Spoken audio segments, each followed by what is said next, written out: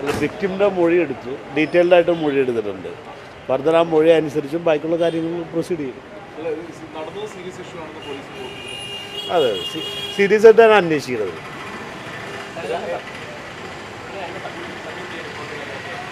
അല്ല, ഡീറ്റെയിൽഡ് ആ കുട്ടിയുടെ മൊഴി എടുത്തു, ബാക്കി കൂടെ ഉണ്ടായവരുടെ മൊഴി എടുക്കണം. അത് കഴിഞ്ഞ് ബാക്കിയുള്ള സ്പീഡിയായിട്ട് തന്നെ ചെയ്യും.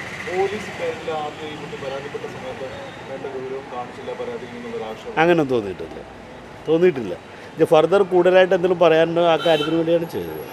ഓക്കെ, അത് ഇവരുടെ അടുത്ത് പറഞ്ഞിട്ടുണ്ട്. ഇവരെ കൺവീനിയൻ്റ് ഡേറ്റ് നോക്കിയിട്ട് ചെയ്യാൻ പറ്റില്ല. ഫ്രണ്ട്സാണ്, ഒരാൾ ബ്രദറാണ്, ഇവിടെ സ്ഥലത്തില്ല, അതുകൊണ്ട്. ഓക്കെ. പോലീസിൻ്റെ അതിൽ ഞാൻ വളരെ പോസിറ്റീവായിട്ടൊരു സമീപനമായിട്ടാണ് എനിക്ക് തോന്നുന്നത്. ഫസ്റ്റ് സംഭവം ഉണ്ടായത് ക്രിസ്മസിൻ്റെ 25-ാം തീയതിയാണ്. ഒരു 8:30യോട് കൂടി വണ്ടിയുടെ നമ്പർ സഹിതം നമ്മൾ സ്റ്റേഷനിൽ പോയിട്ട് നിലമ്പൂർ പോലീസ് സ്റ്റേഷനിൽ പോയിട്ട് കംപ്ലയിൻറ്റ് കൊടുത്തു. പക്ഷെ അന്ന് പോലീസ് വണ്ടി ട്രേസ് ചെയ്തു, അവരെ വിളിച്ചിട്ട് ഹാജരാവണമെന്ന് പറഞ്ഞു. അത് കഴിഞ്ഞിട്ട് ഒരു 1 hour നമ്മൾ വെയിറ്റ് ചെയ്തിട്ടുണ്ടാവും ഇവർ വരാൻ വേണ്ടിയിട്ട്.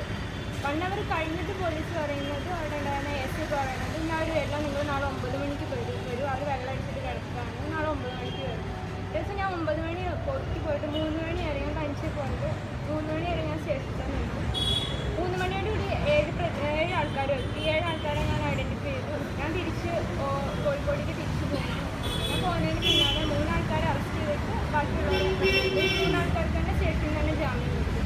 അപ്പോൾ എനിക്ക് അതിന് സാറ്റിസ്ഫൈഡ് ആയിരുന്നില്ല. ഞാൻ അതുകൊണ്ടാണ് പിന്നെ DCPക്ക് കംപ്ലയിൻറ്റ് കൊടുത്തത്, SP-ക്ക് കംപ്ലയിൻറ്റ് കൊടുത്ത്, കണ്ടമനേഷനൊരു കംപ്ലയിൻറ്റ്. പിന്നെ പോലീസിൻ്റെ ഭാഗത്തു നിന്ന് നല്ലൊരു സമീപനമാണ് ഉണ്ടായത്.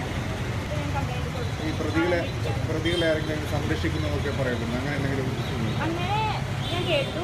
എനിക്ക് ഈ ആൾക്കാരെ എനിക്ക് നേരിട്ട് പരിചയമില്ല, അവിടെ വെച്ച് മാത്രം കണ്ട ആൾക്കാരാണ്, അതിന് മുന്നേ കണ്ടിട്ടില്ല. അപ്പം അവിടെ കൂടിയുണ്ടെന്ന് നാട്ടുകാർ പറഞ്ഞതൊക്കെയാണ് പ്രതികൾക്ക് രാഷ്ട്രീയ ബന്ധങ്ങളുള്ള പ്രതികളാണ്, അപ്പോൾ പ്രതികളെ പ്രൊട്ടക്ട് ചെയ്യണം.